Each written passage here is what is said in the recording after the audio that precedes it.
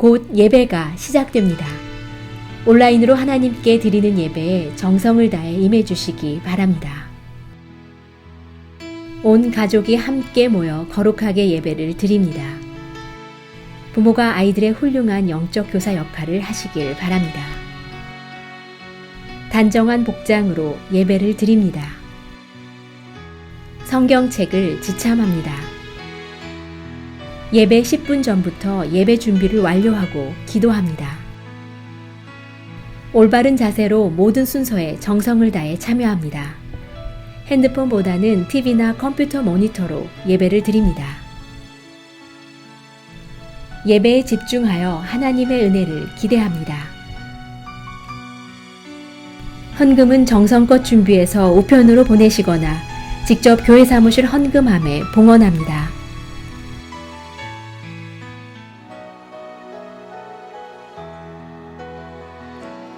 날마다 숨쉬는 순간마다 내 앞에 어려운 일 보내 주님 앞에 이 몸을 맡길 때 슬픔 없네 두려움 없네 주님의 그 자비로운 손길 항상 좋은 것 주시도다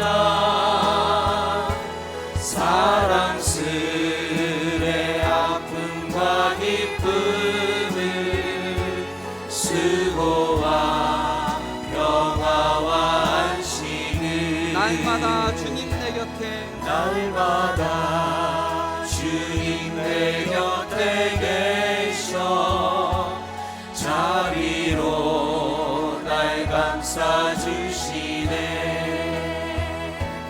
주님 앞에 이 몸을 맡길 때 힘주시네 위로함 주네 어린 나를 품에 안으시사 항상 평안함 주시도다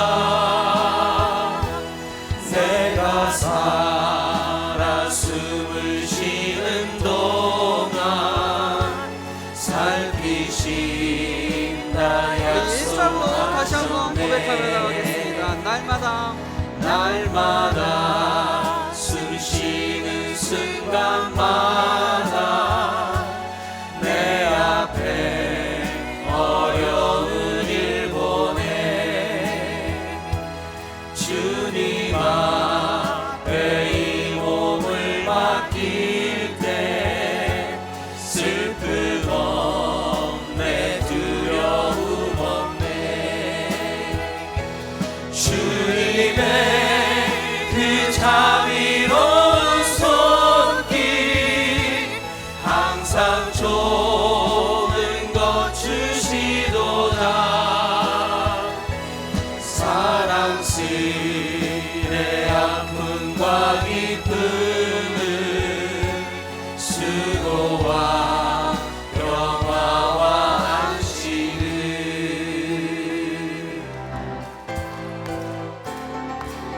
문들아 머리 들어라 문들아 머리 들어라 들릴지어다 영원한 문들아 영광의 왕 들어가시도록 영광의 왕 한번 고백합시다. 들어가시다 문들아 머리 들어라 문들아 머리 들어라 들릴지어다 영원한 문들아 영광의 왕 들어가시도록 영광의 왕 들어가신다 영광의 왕이시여 영광의 왕이시여 강하고 능하신 주로다 전쟁에 능하신 주시라 다 찬양 위대하신 왕 왕께 만세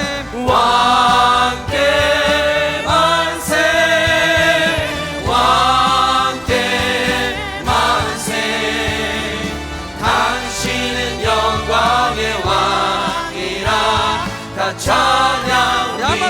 고백합시다. 문들아 머리 들어라. 문들아 머리 들어라. 들릴지어다 영원한 문들아.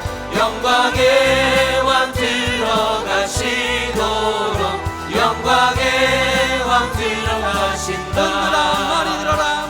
문들아 머리 들어라.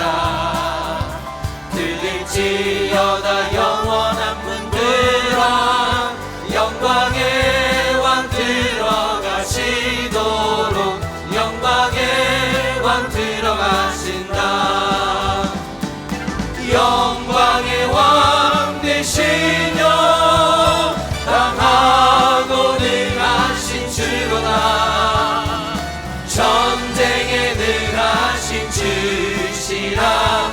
다 찬양 위대하신 왕. 왕께 만세. 왕께 만세. 당신은 영광의 왕이라. 다 찬양 위대하신 왕. 왕께 만세. 왕께 만세. 당신은 영광의 왕이라. 다 찬양 위대하신 왕. 왕께 만세. 왕께 만세. 당신은 영광의 왕이라. 다 찬양 위대하신 왕.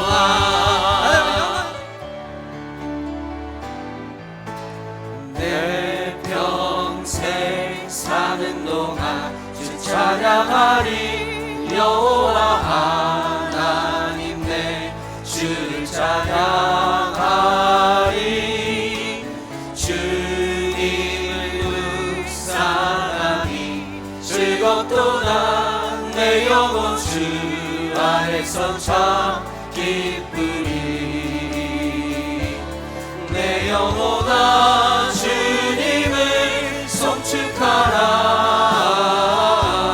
내 영혼아 주님을 찬양하라. 내 영혼아 주님을 송축하라.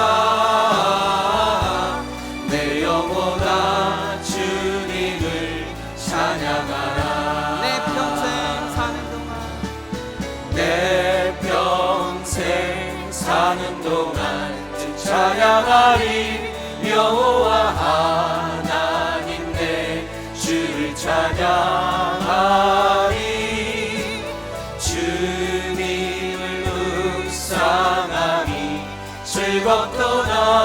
내 영혼 주 안에서 참 기쁘리. 내 영혼아 주님을 송축하라. 내 영혼아 주님을 찬양하라. 내 영혼아 주님을 송축하라. 내 영혼아 주님을 찬양하라. 내 영혼아 주님을 송축하라. 내 영혼아 주님을 송축하라. 내 영혼아 주님을 찬양하라. 내 영혼아 주님을 송축하라. 내 영혼아 주님을 찬양하라.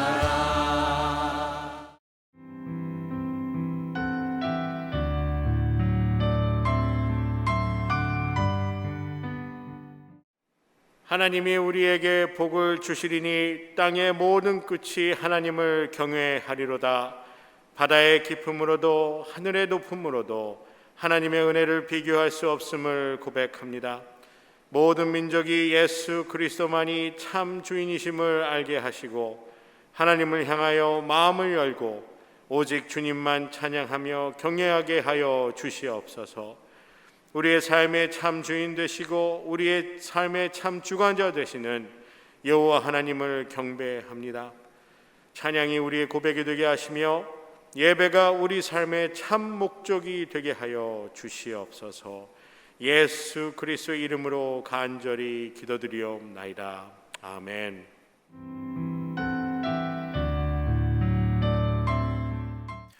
할렐루야. 오늘도 온라인 주일 예배 함께 하신 성도 여러분 모두를 환영하고 축복합니다.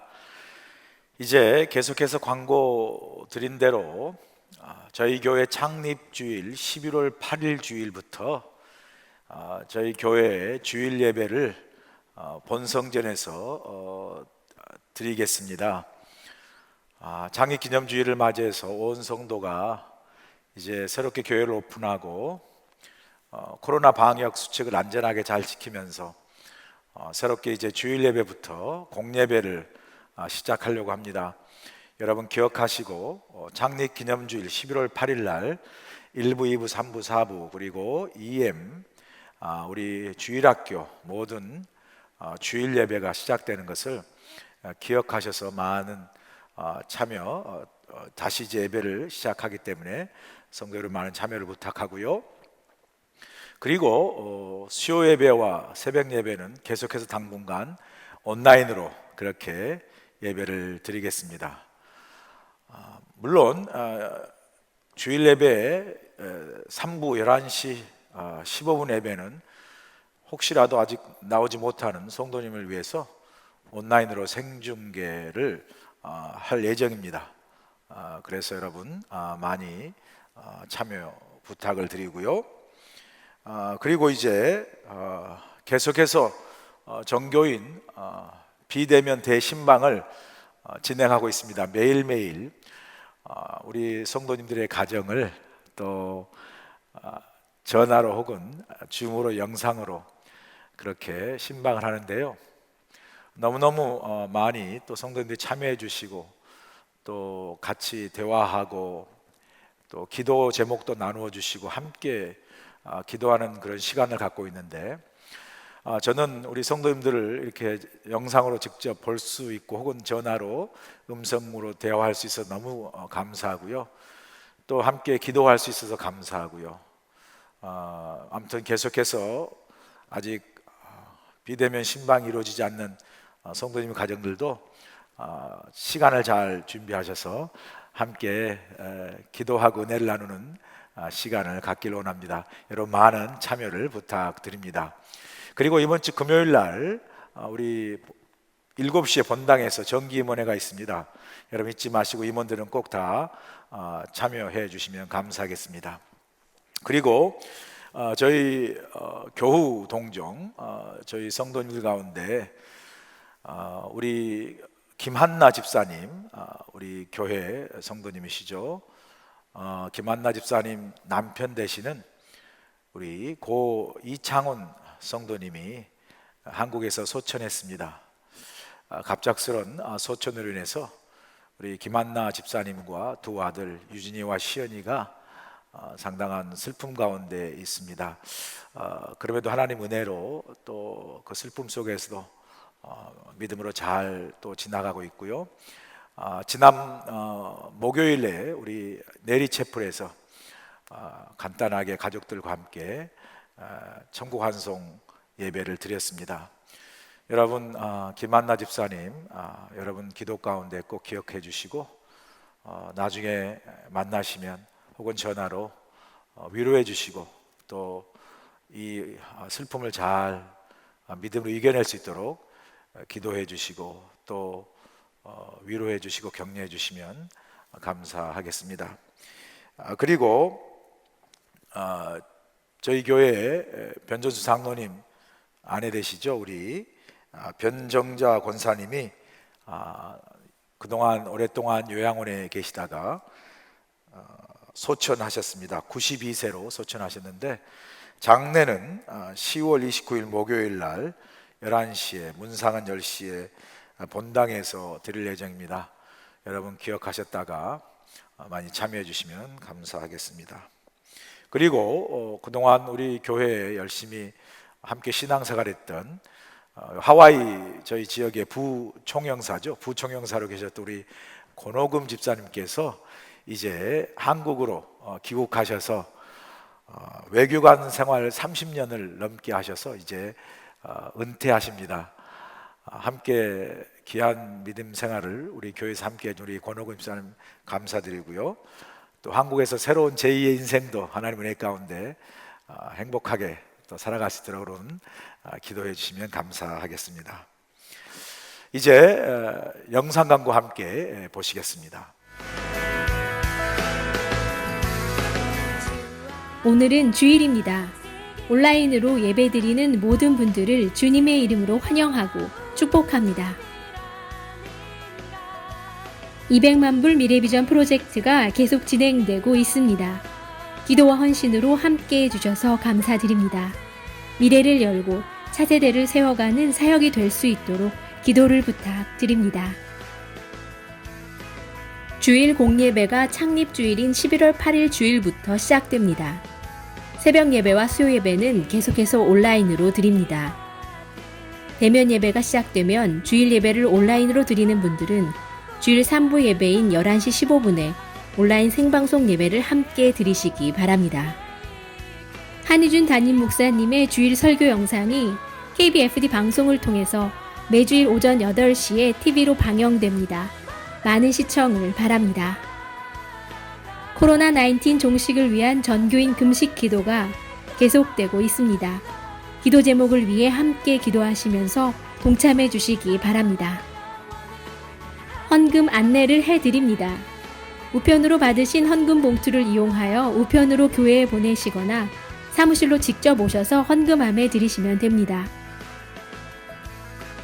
전교인 비대면 대신방이 하나님의 은혜 가운데 계속되고 있습니다. 담임 목사님께서 줌, 카카오톡, 페이스타임 또는 전화로 신방을 하고 계십니다. 각 교구를 통해 문의해 주시기 바랍니다. 러브 인카운터 성경 공부 4기를 진행기를 계속해서 온라인으로 10월 20일부터 계속됩니다. 등록을 부탁드립니다. 성경 사도행전 쓰기를 진행합니다. 사도행전을 필사하시면서 하나님의 은혜를 경험하시는 귀한 시간 되시기를 바랍니다. 많은 분들의 동참을 부탁드립니다. 이 교구 속회 지도자 모임이 10월 18일 저녁 7시에 줌으로 있습니다. 부총영사로 계셨던 권호금 집사님께서 임기를 마치고 한국으로 이주하셨습니다. 문서사역부에서 코로나를 겪는 교회와 가정에 대한 경험과 견해에 관한 글을 모집합니다. 10월 말까지 문서사역부 이미숙 권사님께 제출해 주시기 바랍니다. 성도님들의 기도를 부탁드리며 소식을 전합니다.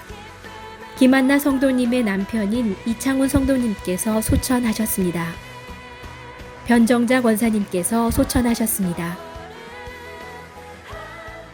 정기임원회가 10월 16일 금요일 저녁 7시에 교회에서 있습니다. 오늘 예배를 통해 많은 은혜 받으시기 바랍니다.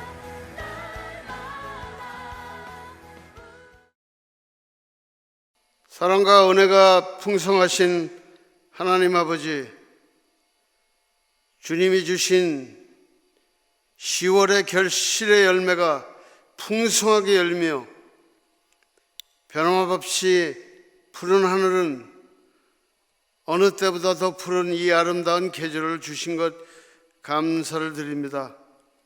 비록 코로나 바이러스로 어려움과 위기에 처해 있지만 우리가 용기를 갖고 실망하지 않으며 주의 산을 향하여 눈을 들게 하시고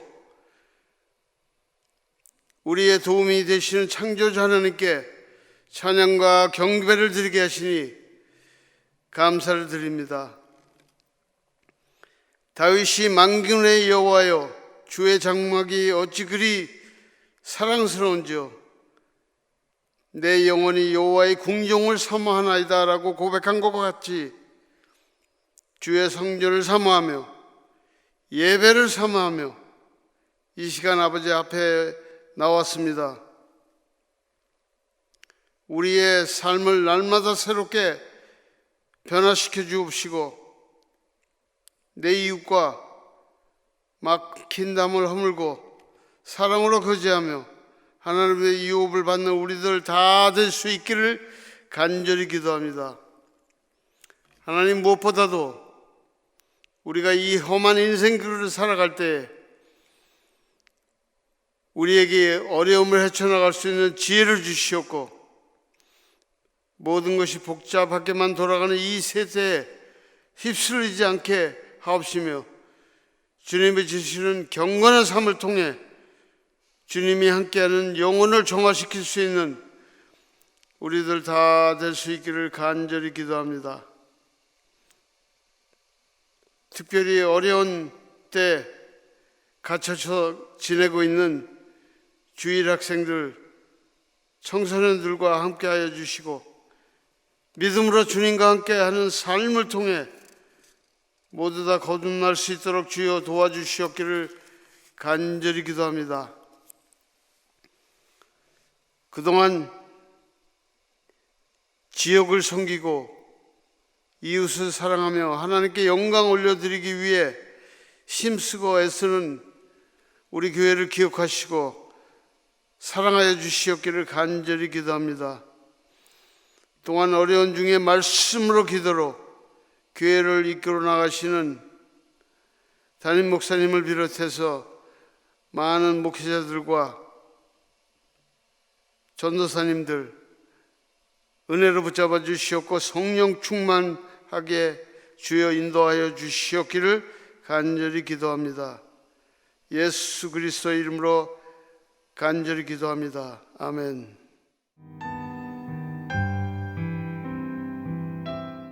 오늘 우리에게 주시는 하나님의 말씀은 창세기 9장 1절부터 17절입니다. 다 함께 봉독하시겠습니다. 하나님이 노아와 그 아들들에게 복을 주시며 그들에게 이르시되 생육하고 번성하여 땅에 충만하라.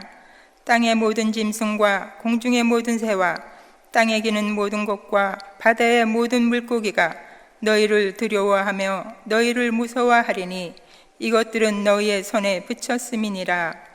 모든 산 동물은 너희의 먹을 것이 될지라.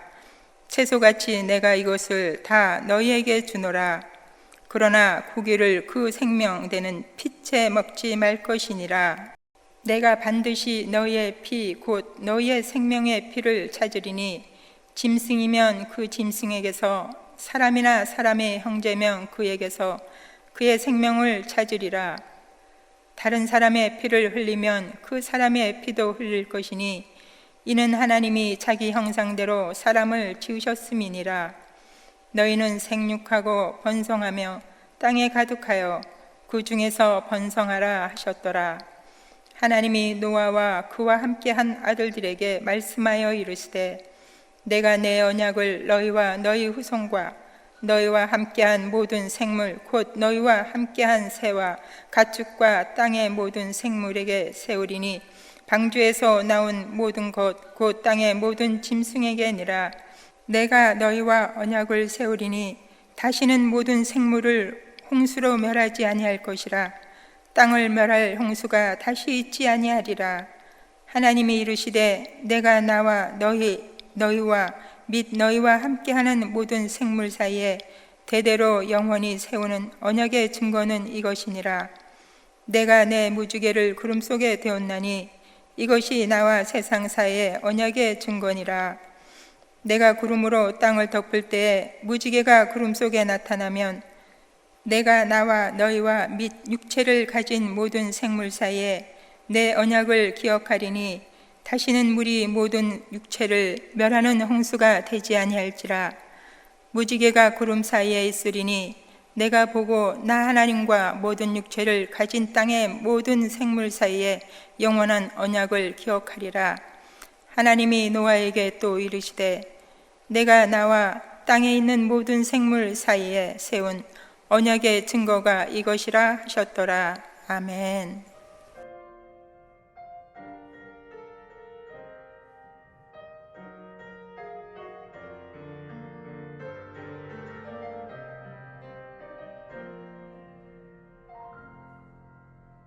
마음이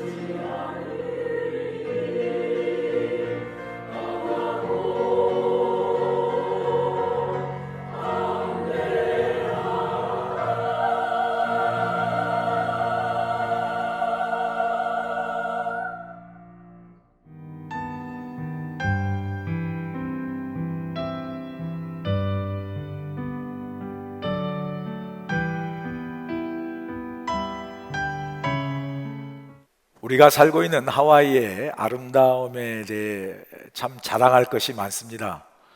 아름다운 해변과 또 에메랄드 색깔의 그 맑고 깨끗한 푸른 바다, 우리의 자랑이죠. 또 온 섬을 병풍같이 둘러싼 산과 또 정말 우거진 푸른 나무로 그렇게 드리워진 그 숲, 그것 역시 또 하와이의 자랑입니다. 정말 우리가 살고 있는 하와이는 한 폭의 그림같이 아름다운 곳 아니겠습니까?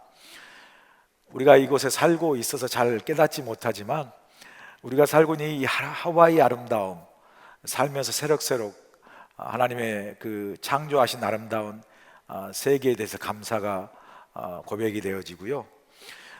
정말 우리가 살고 있는 이 하와이 아름다운 자연이 하나님 주신 축복이요 선물이라는 것을 다시 한번 깨닫게 됩니다. 그러나 우리 하와이의 자랑 가운데 빼놓을 수 없는 것이 하나 있죠. 그것은 바로 아름다운 무지개입니다. 차를 운전하다가 길을 걷다가 혹은 창문을 넘어 밖을 쳐다보면 어느샌가 하늘에 아름답게 펼쳐진 무지개를 볼 때마다 얼마나 우리가 정말 기쁨과 감탄을 우리가 자아내지 않습니까?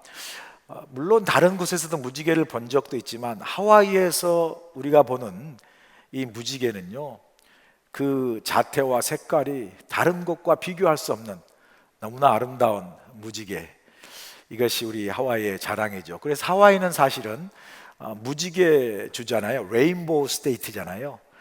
그래서 우리 자동차나 드라이브스 라이센스에 보면 그 무지개가 로고로 다 인쇄되어 있지 않습니까? 무지개가 정말 하와이의 아름다운 자랑이라는 것을 우리가 살면서 더 경험하게 됩니다. 오늘 본문에서도 무지개 이야기가 나옵니다.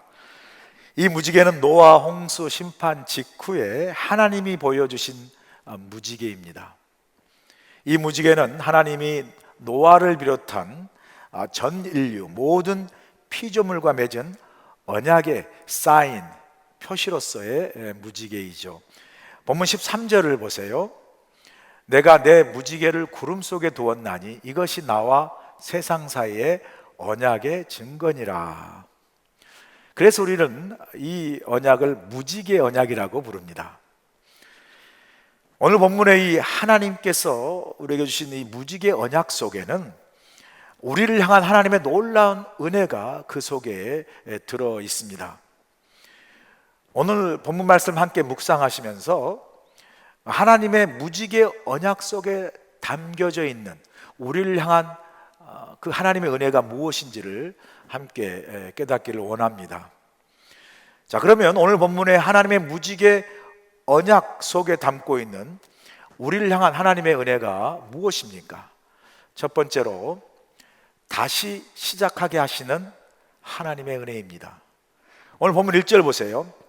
하나님이 노아와 그 아들들에게 복을 주시며 그들에게 이르시되 생육하고 번성하여 땅에 충만하라 말씀하시죠.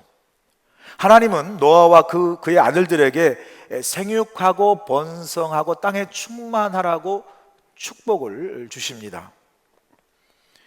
그런데 우리가 말씀을 깊게 묵상해 보면 이 하나님의 축복은 노아의 입장으로 보면 쉽게 받아들일 수 있는 말씀이 사실은 아닙니다.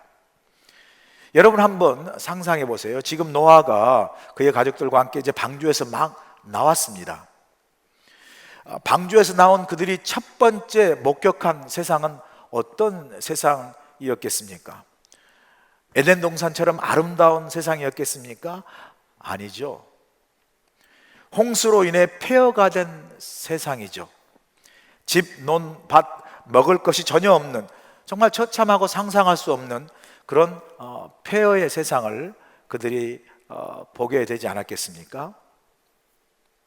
그런 상황에서 노아와 그 가족들이 그런 폐허가 된 현실, 세상을 보고 무엇을 느꼈을까요?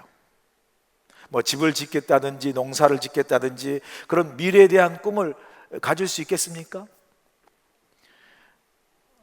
아니겠죠. 오히려 낙심하고 좌절뿐이었을 것입니다. 어디서부터 시작해야 하는지, 폐허에서 어떻게 살아야 하는지 아마 노아는 두려웠을 것입니다. 여러분, 이 심리학 용어로요, 외상 후 스트레스 장애라는, 영어로 말하면 포스트 트라우마틱 스트레스 디스오더라는 그런 정신적 장애가 있습니다. 이 외상 후 스트레스 장애는 지진과 같은 천재지변이나 9.11 같은 테러, 혹은 화재, 전쟁, 큰 자동차나 선박이나 비행기 사고를 겪은 뒤에 그 충격이 정신적인 외상, 트라우마가 되어서 발생하는 심각한 심리적, 정신적 장애를 말합니다. 이 증상이 이제 일어나면 쉽게 깜짝 놀라고요, 또 불안해하고 잠을 자지 못하고, 때로는 강한 분노, 무력감, 공포와 두려움 같은 지속적인 심리적인 증상을 동반하게 됩니다. 이런 심적 증상을 동반한 정신적 장애로 인해서 이런 외상 후 스트레스 장애를 가진 분들은 정상적인 생활을 살지 못하는 경우가 참 많습니다. 자, 그런 관점에서 여러분, 대홍수를 겪고 난 노아와 그의 가족들은 어떠했을까요? 방주 속에서 1년 이상 거하다가 방주 밖으로 나왔을 때 그들이 아무런 어려움이 없이 잘 적응하고 그렇게 살았을까요? 물론 성경에서 방주에서 나온 이후에 노아를 포함해서 그의 가족들의 심리적 상태에 대해서 언급한 말씀은 없습니다. 그러나 우리가 충분히 상상할 수 있지 않겠습니까? 노아와 그의 가족들이 방주에서 나왔을 때 그 사방에 익사한 사람의 시체나 동물의 그 사체를 목격하지 않았겠습니까? 또 홍수로 인해서 쓸려버린 황량한 땅과 또 이전에 살았던 그 온 세상이 완전히 폐허가 된 그런 사라져버린 세상을 보면서 아마 정상적인 사람은 정신적인 이 샥, 트라우마, 외상을 갖지 않았겠습니까? 충분히 노아와 그의 가족들이 이런 처참한 상황을 보고 정신적 외상 후 스트레스 장애를 가질 수 있는 그런 상황이었죠. 근데 오늘 본문에 보니까 바로 그때 하나님께서 노아에게 찾아오셔서 말씀합니다. 뭐라고 말씀하십니까? 너는 생육하고 번성하고 땅에 충만하라고 하나님께서 노아에게 말씀하시죠. 자, 이것이 여러분 무슨 의미겠습니까? 이 말씀은요, 하나님이 노아에게 위로와 소망을 주시는 말씀입니다. 지금 노아는 파괴된 세상과 또 폐허가 된 현실을 보면서 그의 그 내면의 감정 속에 어떤 마음이 있겠습니까? 이 황폐된 세상을 보면서 어떻게 앞으로 살아갈까 현실에 대한 어떤 그 좌절, 그리고 또 낙심, 그리고 앞으로 또 우리가 이 가족을 이끌고 어떻게 살아갈 건가, 미래에 대한 불확실성에 대한 두려움이 있지 않았겠습니까? 그런 노아의 마음을 아신 하나님께서 찾아오셔서 생육하고 번성하고 땅에 충만하라고 축복하신 그 의미는요, 바로 이겁니다. 다시 시작하라는 거예요. 다시 시작하라고 하나님께서 지금 노아에게 말씀하시는 거예요. 지금 노아 앞에 또 그의 가족들 앞에 펼쳐진 이 땅, 세상은 두려움과 절망 그 자체 아니겠습니까? 아무런 소망도 없죠. 이제 어떻게, 무엇을 어디서 시작하며 살아가야 할 것인가? 그 낙심과 두려움이 있는 거죠. 어디서부터 손을 대야 할지 모르는 거죠. 그런 현실의 절망과 미래의 불확실성에 대한 두려움이 있는 그 노아의 마음과 그 심정을 꿰뚫어 보시고 하나님께서 말씀하시는 거예요. 노아야, 걱정하지 마라. 현실을 바라보지 말라는 거죠. 내가 너를 다시 번성하고 또 땅에 충만케 하고, 그래서 너로 하여금 새로운 세상을 만들게 하겠다라고 말씀하시는 거죠. 그러니 너는 나를 의지하고 두려워하지 말고 새로 다시 시작하라고 하나님께서 지금 말씀하시는 거예요. 그러면서 하나님께서 노아에게 이렇게 새로 다시 시작하라고 말씀하시면서 하나님께서 이 생육하고 또 번성하고 땅에 충만하라는 이 말씀은 기억나시나요, 여러분? 하나님께서 온 세상을 창조하신 후에 아담과 하와를 창조하시죠. 그리고 창조하신 이 새로운 세상을 살아가야 할 아담과 하와에게 창세기 1장 28절에서 이렇게 말씀하지 않습니까? 하나님이 그들에게 복을 주시며 생육하고 번성하여 땅에 충만하라고 아담과 하와를 축복하시잖아요. 그 새롭게 창조하신 세상을 이제 새롭게 살아가야 할 아담과 하와에게 생육하고 번성하고 땅에 충만하라는 이 축복의 말씀을 다시 노아에게 반복해서 말씀하신 그 이유가 뭐겠습니까? 이제 내가 너를 통해서 새로운 세상을 열어가겠다는 거죠. 그러니 어떻게 하려? 그러니 두려워하지 말고 다시 시작하라고 지금 하나님께서 위로하시고 또 노아에게 격려하시고 다시 시작하라는 그러한 힘과 은혜를 지금 베푸시고 계시는 것을 볼 수 있습니다. 하나님께서 노아에게 말씀하시는 거죠.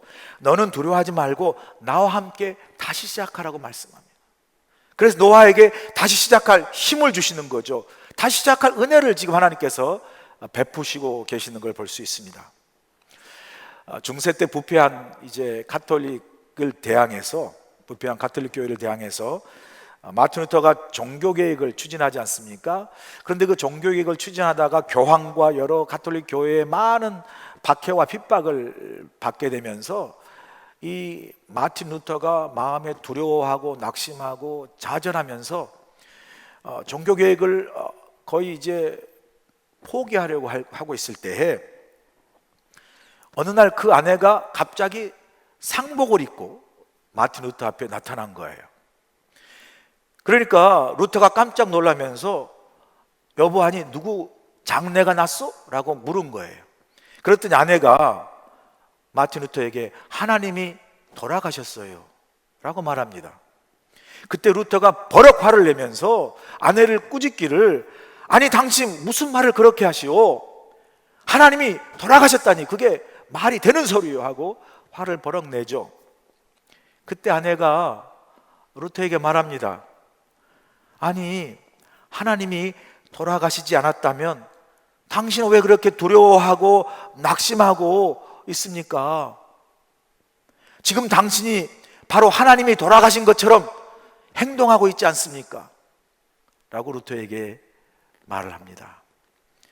그때 그 말을 들은 루터가 크게 회개하고 다시 시작할 힘을 얻어서 결국 종교개혁을 이루었다는 것은 잘 알려진 일화입니다.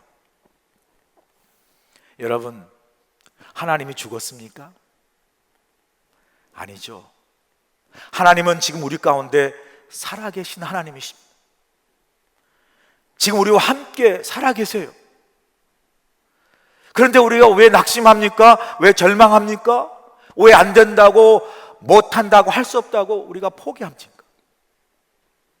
혹시 여러분 삶 속에 지금 어려운 문제와 고난으로 인해서 두려움과 좌절이 있습니까?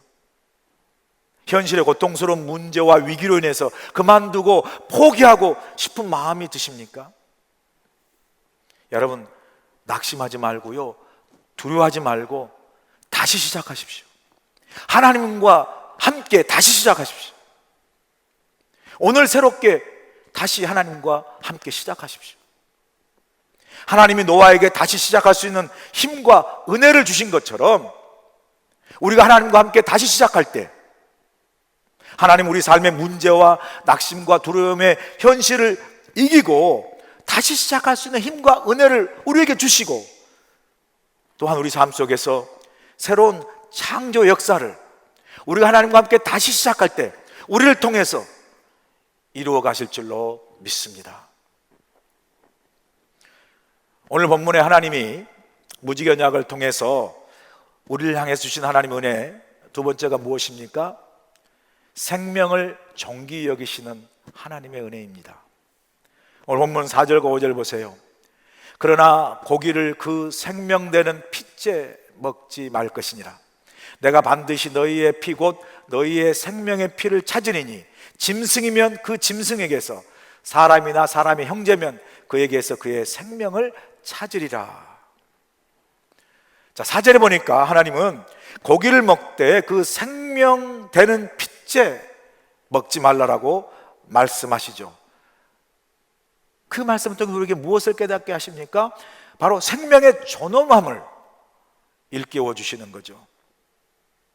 하나님은요, 고기를 먹는 우리의 육식의 시작이 이 사람의 생명의 관점에서 그 문제를 다루는 이유는, 하나님이 이제 우리 인간이 동물을 잡아먹는 육식을 이때부터 시작하지 않습니까? 그 동물을 잡아먹는 그 육식을 시작하면서 그 동물을 잡아 죽이는 그 폭력성이 혹시 인간에게까지 확대될 것을 하나님은 경계하고 계시는 것을 볼 수 있습니다. 그래서 이어지는 5절에서 하나님 분명히 말씀하지 않습니까? 만약에 생명의 존귀함을 잊고 핏째 먹으면 짐승은 짐승을 통해, 사람은 다른 사람을 통해서 하나님께서 처벌하시겠다고 말씀하시는 거죠. 5절에서 하나님이 찾으리라, 한글 성경에는 5절에 두 번밖에 나오지 않지만요, 히브리어 원어에는 이 찾으리라는 말씀이 3번이나 5절 안에 반복되고 있어요. 찾으리라는 말씀 뭡니까? 내가 반드시 심판하시겠다라는 거죠. 하나님의 단호한 의지를 강조하는 말씀입니다. 생명을 존귀 여기지 않는 사람은 누구든지 반드시 찾아내요. 그 생명의 값을 치르는 심판을 하나님께서 이루시겠다고 강한 의지를 보여주십니다. 이 의미가 뭐겠어요? 하나님이 그만큼 생명을 존귀 여기신다는 것이죠. 자, 그러면 하나님께서 왜 생명을 존귀 여기시는 그 이유가 무엇입니까? 본문 6절에서 하나님께서 그 답을 주시지 않습니까? 다른 사람의 피를 흘리면 그 사람의 피도 흘릴 것이니 이는 하나님이 자기 형상대로 사람을 지으셨음이니라. 왜 하나님이 생명을, 특별히 인간의 생명을 존귀 여기십니까? 그것은 바로 하나님은 우리 인간의 생명을 하나님의 형상을 따라 우리의 생명을 창조하셨기 때문에, 하나님은 인간의 생명을 존귀 여기셨고, 하나님 또한 노아를 통해서 새롭게 펼쳐질 그 세상에서는 하나님의 형상을 따라 지음받은 인간의 생명을 존귀 여기는 그런 세상이 되기를 하나님이 원하시는 것을 볼 수 있습니다.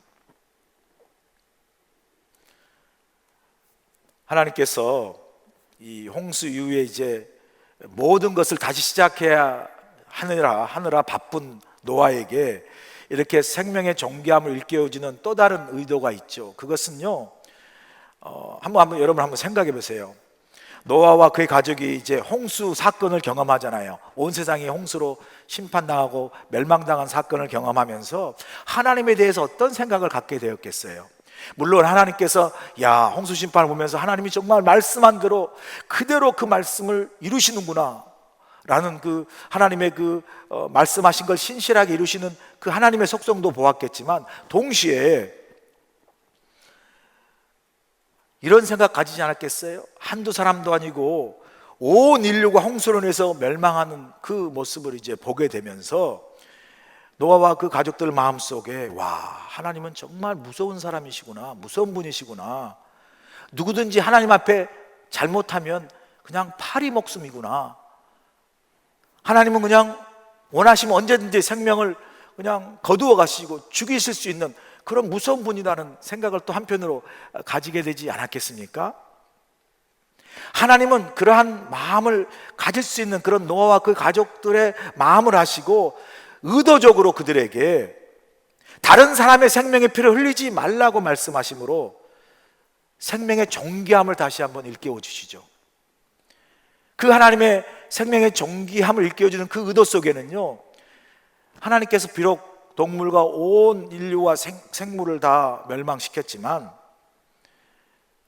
그 이유가 하나님의 생명을 가볍게 여기신 것이 아니라 죄를 다 씻으시고 새로운 세상을 시작하시기 위한 하나님의 구원의 섭리라는 것을 이제 깨닫게 하게 하시고요, 동시에 하나님께서 생명을 귀하게 여기시는 것을 그들로 하여금 알게 하시려는 하나님의 의도가 있다고 저는 생각합니다.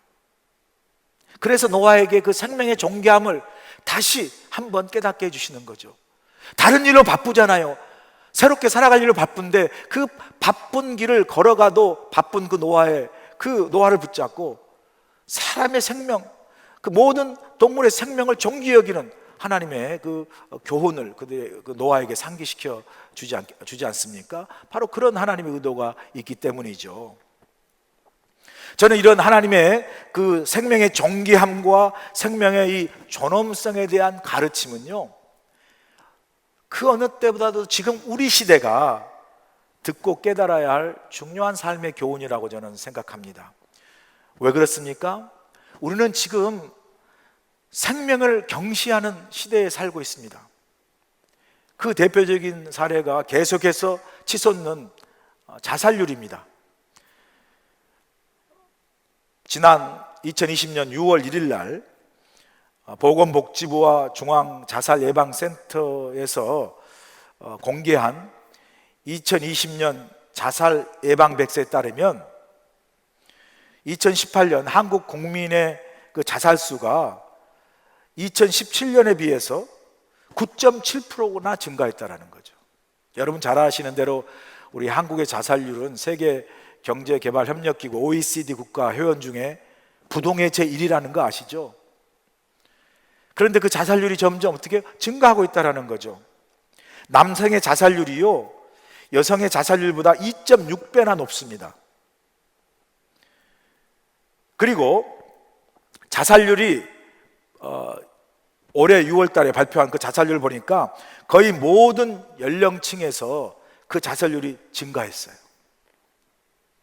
올해 2020년 통계를 보니까 80세 이상 자살률이 69.8명으로 가장 높았고요. 10대는 전년보다 22.1%가 늘어서 자살률 증가폭에서는 가장 높은 거예요.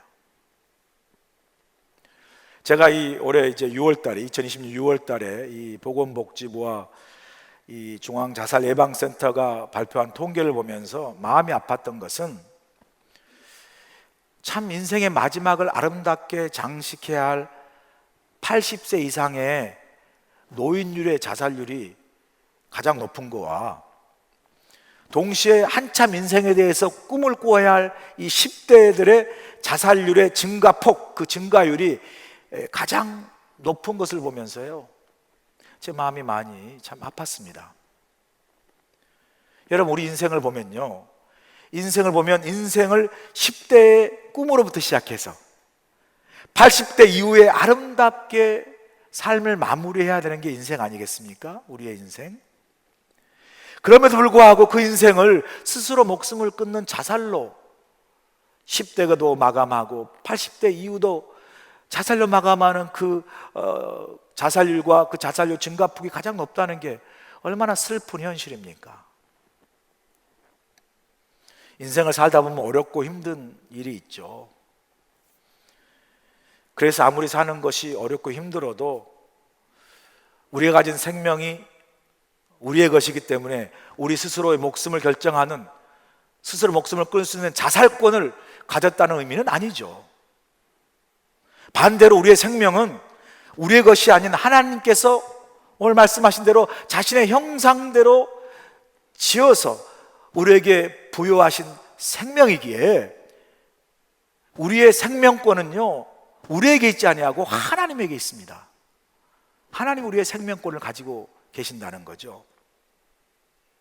그래서 하나님 우리에게 뭐라고 말씀하시죠? 우리의 생명권을 가진 하나님께서 우리에게 뭐라고 교훈합니까? 생명은 내게 있으니 내가 생명을 존귀히 여기신다라고 말씀하고 있지 않습니까? 예수님도 마가복음 8장 36절에 이야기합니다. 사람이 만일 온 천하를 얻고도 자기 목숨을 잃으면 무엇이 유익하리요? 예수님은 한 사람의 생명이 천하보다 귀하다고 분명히 말씀하고 계십니다. 예수님이요, 우리의 생명은 예수님이 자기 목숨을 십자가에 내어주기까지 우리에게 부여하신, 허락하신 생명이 우리가 가진 생명이에요. 그러니 우리의 생명은요, 그저 생명이 아니라 주님이 우리를 살리고 우리에게 생명을 주시기 위해서 자신의 목숨을 십자가에 내어주기까지 우리에게 부여하신 생명이기에 우리가 지금 붙들고 사는 이 생명이 얼마나 귀하고 얼마나 존귀한 것입니까? 이 존귀한 생명을 피를 흘리게 한다든지 경시하는 것은 하나님 앞에 가장 큰 범죄입니다. 그러므로 우리는 여러분 생명을 소중히 여겨야 하죠. 이를 위해서 우리가 해야 할 첫 번째 일은요, 먼저 우리 자신의 생명을 우리가 사랑하는 거예요.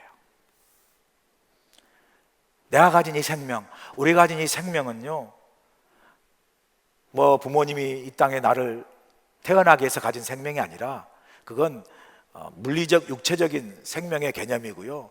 진짜 우리가 가진 이 생명, 이 생명은 하나님이 우리에게 주신 선물입니다. 그 선물은 또 어떻게 우리에게 부여됐습니까? 주님이 우리의 생명을 살리고 주시기 위해서 자신의 생명을 십자가에 버리시면서까지 우리에게 허락하신 바로 그 선물이요, 그 은혜가 바로 저와 여러분이 오늘 누리고 사는 이 생명입니다.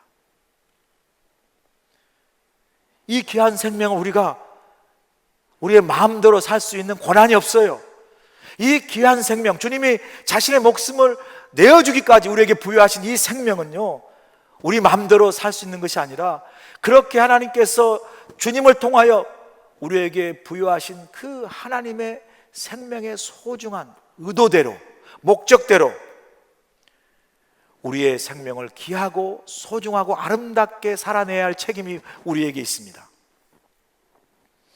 여러분은 지금 어떤 삶을 지금 살아가고 있습니까? 여러분은 지금 여러분이 살아있는 이 생명을 붙들고 하나님이 우리에게 부여하신 그 선물로 주신 생명의 그 의도대로 주님이 십자가 달려 죽기까지 우리에게 주신 그 생명의 소중한 그 목적과 의도대로 정말 우리는 이 생명을 붙들고 하나님이 원하시고 기뻐하시는 삶을 살아가고 있는지, 주님이 십자가 달려 죽기까지 자신 생명을 내어주기까지 그렇게 소중하게 우리에게 선물로 주신 그 생명에 헛되지 않는 삶을, 부끄럽지 않는 삶을 우리가 지금 살아가고 있는지, 우리 자신의 삶을 우리가 한번 돌아보아야 할 필요가 있습니다. 또 한 가지 중요한 것은요, 우리는 우리 자신의 생명을 소중히 여김과 동시에 다른 사람의 생명도 존중하고 소중히 여기고 사랑해야 합니다. 왜냐하면 우리 주님은 나를 위해서 죽으실 뿐만 아니라 내게 생명을 주시기 위해서 동시에 나와 함께 있는 다른 사람의 생명도 주시기 위해서, 살리기 위해서 주님 역시 십자가 달려 죽으셨기 때문입니다. 그러므로 우리는 내 생명뿐만 아니라 다른 사람의 생명도 귀하게 여기고 소중히 여겨야 하는 것이죠. 혹시 우리 가운데 다른 사람을 향한 미움과 혹은 시기와 분노, 원망과 증오, 그런 마음이 있다면 이 시간 우리의 그 모든 악한 마음을 다 내어버리고 우리가 서로를 존중하고 서로를 귀하게 여기고 서로를 아끼고 사랑하는, 그래서 서로에게 우리의 귀한 생명을 나누어주는 삶을 살아야 될 줄로 믿습니다. 요즘 우리가 살고 있는 이 미국에서 일어나고 있는 Black Lives Matter 아시죠? 흑인의 생명도 소중하다라는 그 운동이 지금 일어나고 있죠. 뭐 흑인이 그렇게 경찰에 의해서 좀 이렇게 무모하게 죽게 되는 일이 이제 원인이 돼서 촉발된 운동이죠. 그런데 이 운동은요, 사실은 흑인의 생명만이 소중한 것이 아니라 사실은 모든 생명이 소중하다라는 그런 운동으로 All Lives Matter 라는 이 운동으로 지금 번지고 있습니다. 모든 생명이 다 소중하다는 것이죠. 우리가 이 미국 땅에, 아니 이 땅에, 이 세상에 살면서 인종이나 뭐 색깔로나 이런 것으로 인해서 차별이나 서로를 혐오하는 그런 세상이 아니라 노아에게 살아갈 새로운 세상은 생명을 존귀 여기는 세상이 되기를 원하셔서 하나님께서 생명의 소중함을 노아에게 일깨워 주신 것처럼 우리가 하나님의 사람으로 이 땅에 만들어가야 할 세상, 이 교회가, 우리 교회가 이 땅에서 세워가야 할 이 세상은요, 서로의 생명을 존중하고 또 함께 더불어가는 세상, 더불어 살아가는 세상, 함께 정말 화합하고 서로의 생명을 아끼고 존중하는 그런 세상을 만들어가는 사명이 저와 여러분 우리 교회에게 있습니다. 이 생명 존중 운동의 시작을 저는요, 우리 교회에서부터 시작해야 한다고 생각합니다. 우리 교회 모든 성도들이 서로를 존중하고 귀하게 여기고 서로 아끼고 사랑하고, 그래서 화목한 교회를 먼저 이루어 가야 한다고 생각합니다. 이렇게 여러분 아프리카의 아름다운 정신 알죠? 우분투 아시죠? 우분투가 뭐죠? 당신이 있으니 내가 있다라는 그 우분투 정신 아닙니까? 그런 사랑의 마음으로 서로 생명을 존중하고 서로 사랑하는 화목한 교회가 되어갈 때, 이루어갈 때, 우리는 생명을 경시하는 이 세상을 향해서 하나님의 은혜와 십자가의 사랑의 선물로 주신 이 귀한 생명의 소중함과 존귀함을 세상에 증거하고 또 전하는, 그래서 그 존귀한 생명을 하나님께로 인도하는 영혼 구원의 놀라운 사역을 능력 있게 감당하는 우리 교회가 될 줄로 믿습니다. 마지막으로 오늘 본문에 하나님의 무지개의 언약이 담고 있는 그 하나님의 은혜가 무엇입니까? 언약을 신실하게 이루시는 하나님의 은혜입니다. 본문 13절 보세요. 내가 내 무지개를 구름 속에 두었나니 이것이 나와 세상 사이의 언약의 증거니라.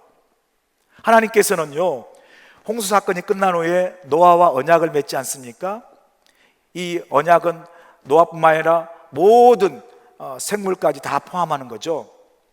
그리고 그 언약을 세운 증표로서 하나님이 무엇을 주십니까? 바로 무지개입니다. 그래서 우리가 이것을 하나님의 무지개 언약이라고 말씀하지 않습니까?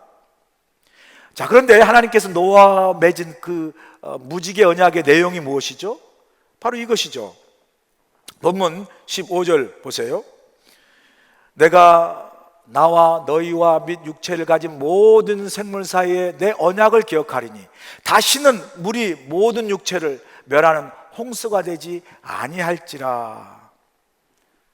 자, 여기서 보니까 우리가 볼 수 있는 게 뭐죠? 무지개의 내용의 언약, 하나님이 노아와 함께 세운 무지개 언약의 내용은 다시는 세상을 홍수로 심판하지 않겠다는 하나님의 약속이시죠.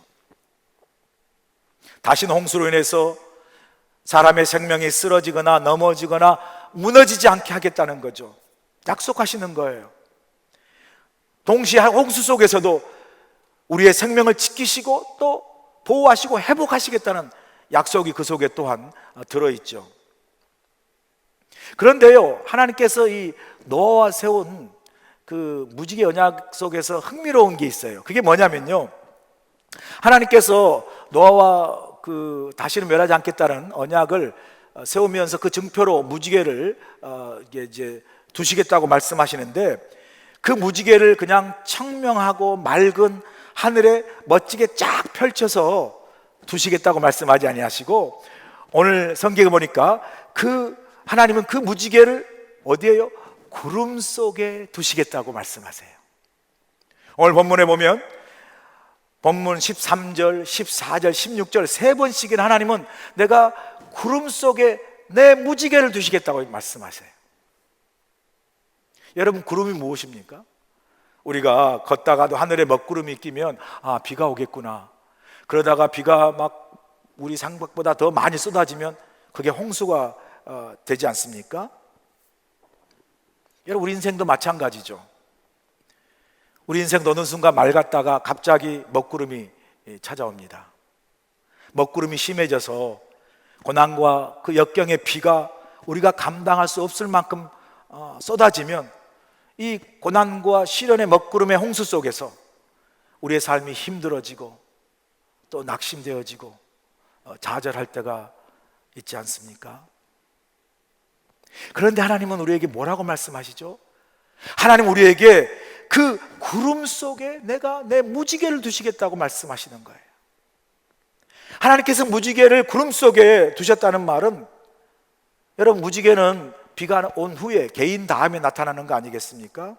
마찬가지로 하나님께서 우리 인생의 구름인 고난과 역경과 시련이 찾아올 때 구름 속에 무지개를 두시겠다는 의미는, 그 고난 속에, 그 역경 속에, 그 시련 속에 비가 개인 후에 아름다운 무지개가 나타난 것처럼, 주시는 것처럼, 그 고난과 역경과 시련을 하나님께서 어떻게 해요? 반드시 지나가게 하시고, 또 이기게 하시고, 쓰러지지 않고 넘어지지 않게 하시고, 다시 구름 속에 무지개를 두신 것처럼 다시 희망 가운데, 소망 가운데 우리를 다시 일으키시고 회복시키겠다고 하나님께서 우리에게 약속하시는 말씀입니다.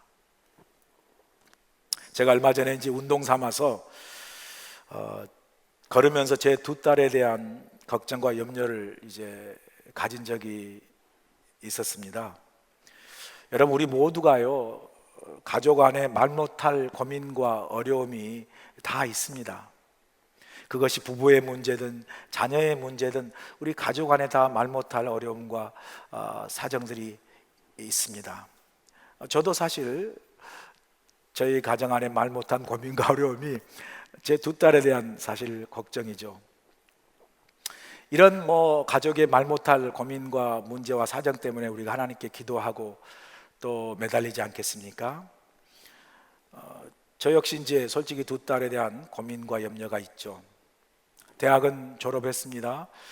그렇다고 아직 번듯한 직장이 있는 것도 아니고, 그렇다고 시집 가는 것도 아니고, 아직 또 대학원 가겠다고 공부하고 있고, 그렇다고 대학원 들어간 것도 아니에요. 아직 지금 들어가겠다고 준비하고 있습니다. 올해는 꼭 들어가야 될 텐데. 그러면서 스트레스 팍팍 받으면서 공부하고 준비하고 있는 이 두 딸을 보면서 참 부모 입장에서 참 고민이 많아요. 쟤들이 고생을 하는데 과연 좋은 대학원을 들어갈 수 있을까? 들어가서는 또 공부는 제대로 할 수 있을까?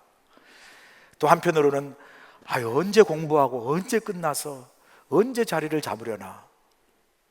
그냥 그런 생각이 들면요, 마음이 그냥 염려가 되고 걱정이 되고, 하나님께 기도한다고 하면서도, 저도 목사이지만 연약한 부모라 어떤 때는 솔직히 그냥 두 딸을 보면 한숨이 나오고 마음이 찹찹하고 우울할 때가 많이 있습니다. 그날도 제가 두 딸을 생각하면서 가슴이 답답하고 우울한 마음으로 이제 하늘을 딱 보는데, 바로 그때 하늘에 너무나 아름답고 선명한 무지개가 활짝 떠 있는 거예요. 그것도 하나도 아니고 두 개인 쌍무지개가 그냥 하늘에 쫙 멋있게 그냥 떠 있는 거예요. 선명하게. 그때 제가 그 무지개를 딱 보는 순간요, 제 마음이 그냥 근심하고 걱정하고 답답하고 우울한 마음이 그냥 싹 사라지고, 그 무지개를 보는 순간 마음에 그냥 평안함, 기쁨, 그런 게 그냥 쫙 밀려오는 거예요. 그러면서 순간 제 마음에 이런 생각이 드는 거예요. 하나님이 참 내 이 답답하고 고민스러운 마음을 아시고, 제가 딸이 하나도 아니고 둘이 있다는 걸 아시고, 무지개를 하나도 아니고 두 개인 쌍무지개를 보여주시는구나. 하나님 참 너무 섬세하시다. 그러면서 하나님이 제게 이렇게 말씀하시는 것 같아요. 한 목사야, 너 두 딸 걱정하지 마라. 내가 다 내 딸의 인생을 책임지겠다라는 그런 말씀을 제게 말씀하시는 것 같은 그런 느낌을 제가 받았습니다. 제가요, 그 쌍무지개 사건 이후로요, 제 두 딸에게 대해서 별로 많은 걱정을 안 해요. 하나님께서 내 딸의 인생을 책임져 주시겠다고 말씀하시는구나, 약속하시는구나. 그냥 하나님께 믿고 맡기자라는 마음으로 제가 우리 딸에 대한 걱정과 염려에 대해서 자유함을 얻었습니다. 여러분, 인생을 살다 보면 구름 없는 인생이 어디 있겠습니까? 어떤 인생이든 구름이 있고, 때로는 그 구름이 비가 되고, 때로는 홍수가 되어서 우리를 힘들게 하고, 그래서 그 인생의 고난의 구름이나 어떤 역경의 구름 때문에 힘들어하고 두려워하고 낙심하고 좌절하지 않습니까? 그런데 하나님 우리에게 뭐라고 말씀하세요? 하나님은 그 구름 속에, 그 고난 속에, 그 역경 속에, 그 시련 속에 하나님의 무지개를 두시겠다고 말씀하세요. 그리고 우리가 인생의 고난과 역경의 구름 속에 있을 때 그 구름 사이에 있는 무지개를 바라보라고 말씀하세요. 본문 16절 보세요. 무지개가 구름 사이에 있으리니 내가 보고 나 하나님과 모든 육체를 가진 땅의 모든 생물 사이에 영원한 언약을 기억하리라. 하나님이요, 구름 사이에 무지개를 두시고 하나님 자신이 그 무지개를 보실 때마다 우리를 멸하지 않고 생명을 보존하고 지키고 회복시키겠다고 하나님 자신의 약속을 기억하시고 지키시겠다고 말씀하고 계시는 거예요. 여러분, 이게 우리에게 무슨 의미가 있습니까? 바로 우리가 인생의 고난과 시련의 먹구름 속에 있을 때 무지개를 바라보며 하나님이 우리로 하여금 이처럼 언약을 신실하게 지키시는 하나님을 믿고 바라보라는 것이죠. 우리가 바라보는 하나님은 우리로 하여금 우리 인생의 고난과 역경으로 인해서 쓰러지거나 무너지지 않게 하시고 반드시 일으키시고 회복하시는 하나님심을 무지개를 바라보며 믿으라는 거죠. 무지개를 바라보며 소망을 가지라는 것이죠.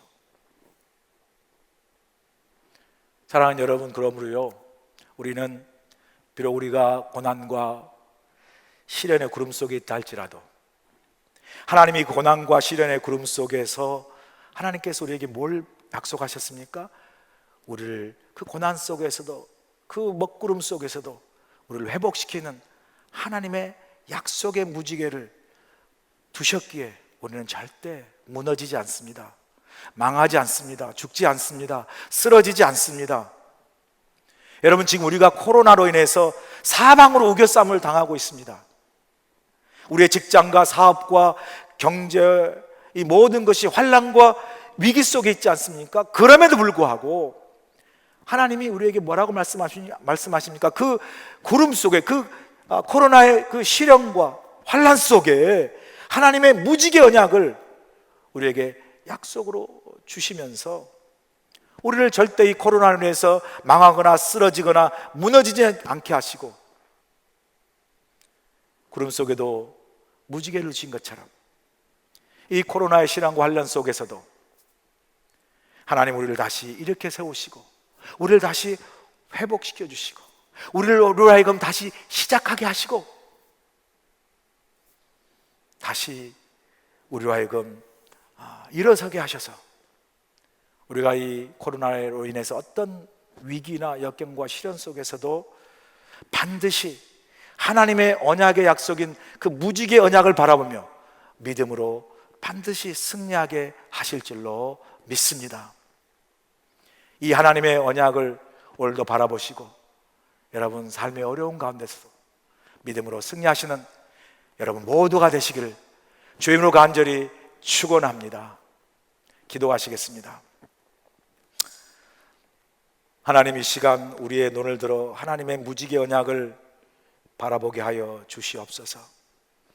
인생의 고난과 환난의 먹구름이 찾아올 때, 특별히 우리가 지금 겪고 있는 이 코로나 역경과 시련의 먹구름 속에 홍수에 의해 모든 것이 쓸려가듯 우리의 직장과 사업과 가게와 경제들의 현실에 우리가 낙심하고 좌절하고 다가올 미래에 대한 두려움이 있는 우리들에게 이 시간 믿음의 눈을 들어 하나님의 무지개 언약을 바라보게 하시고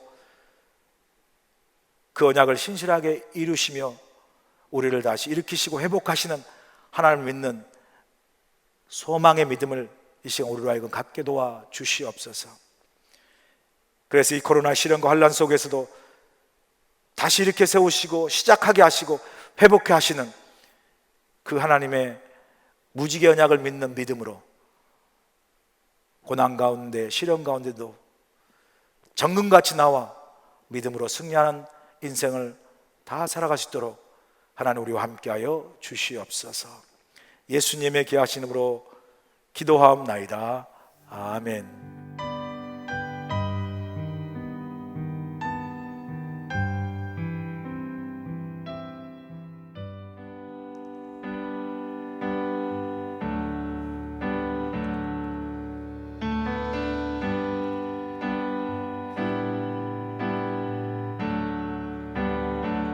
은혜 아니면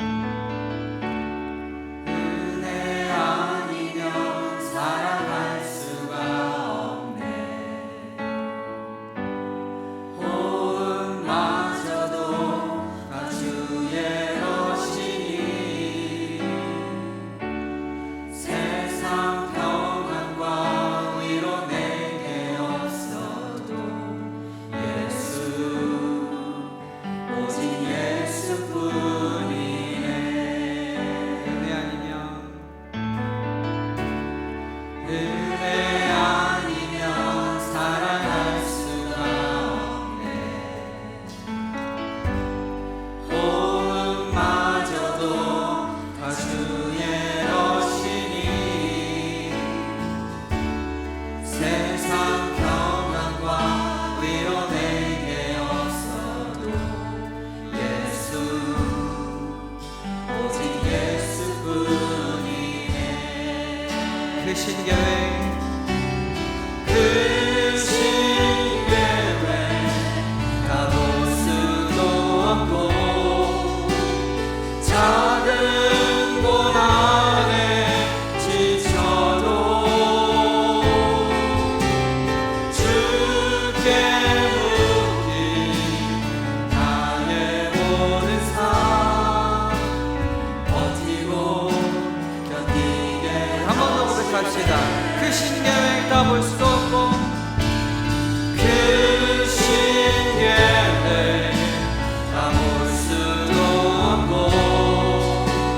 작은 고난에 지쳐도 주께 묶인 나의 모든 삶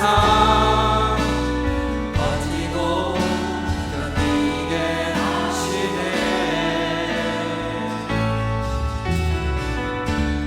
은혜 아니면 살아갈 수가 없네. 나의 모든 것 다 주께 맡기니 참된 평안과 위로 내게 주시니 예수 오직 예수뿐이네. 아멘. 모든 하나님, 오늘도 귀한 예물을 주의 제단 앞에 바칩니다. 오늘도 귀한 예물을 성별하여 주의 제단 앞에 바치는 귀한 손길을 기억하여 주시고, 어려운 가운데도 주의 것을 성별하여 바치는 그 마음과 그 손길을 축복의 씨앗으로 삼으셔서 삶 속에 하나님, 이 코로나의 기근과 가뭄 속에서도 하나님이 채우시고 입히시고 먹이시는 하나님의 귀한 은혜를 풍성히 경험하는 우리 귀한 모든 성도님이 되도록 축복하여 주시옵소서. 예수님의 귀하신 이름 받들어 감사하며 기도합나이다. 아멘. 주님의 도우심에 감사하는 마음으로 또 하나님 앞에 감사와 영광의 찬송 올립니다. 내는 주 영광을 보내. 내는 주의 영광을, 우리 가운데 계신 주님, 우리 가운데 계신 주님, 그 빛난 영광, 그 빛난 영광, 온 하늘 그 찬송 온 땅, 그 찬송 온 땅 가득해. 아멘. 내는 주 영광을 보내. 내는 주의 영광을 찬송 가운데, 찬송 가운데 서신 주님, 주님의 얼굴은 온 세상 향한 권능의 팔을 드셨네. 권능의 우리 두 손 들고 주 영광을 찬양합니다. 주의 영광 이곳에 가득해. 아멘. 오랜 선에 주님과 함께 찬양하며 우리는 전진하리. 모든 열방 주 볼 때 주의 영광 이곳에 가득해. 주의 영광 이곳에 가득해 하며 우린 선해 주님과 함께, 우린 선해 주님과 함께 찬양하며 우리는 전진하리. 모든 열방 주 볼 때까지, 모든 열방 주 볼 때까지, 모든 열방 주 볼 때까지, 모든 열방 주 볼 때까지. 이제는 우리 주 예수 그리스도의 크신 은혜와 하나님 아버지의 무한하신 사랑하심과 성령님의 감동 역사하심이 이 시간 우리의 믿음의 눈을 들어 하나님의 무지개 언약을 바라보게 하시고, 코로나로 인한 어떤 삶의 시련과 고난과 역경 속에서도 무지개 언약을 통하여 우리의 삶을 다시 세우시고 다시 시작해 하시고 다시 회복시키시는 하나님의 은혜를 바라보며 오늘도 믿음으로 승리하는 삶을 모두가 다 살아갈 수 있도록 하나님이 함께 하시고 동행하시고 축복하여 주시옵기를 예수님의 귀하신 받들어 간절히 축원하옵나이다. 아멘.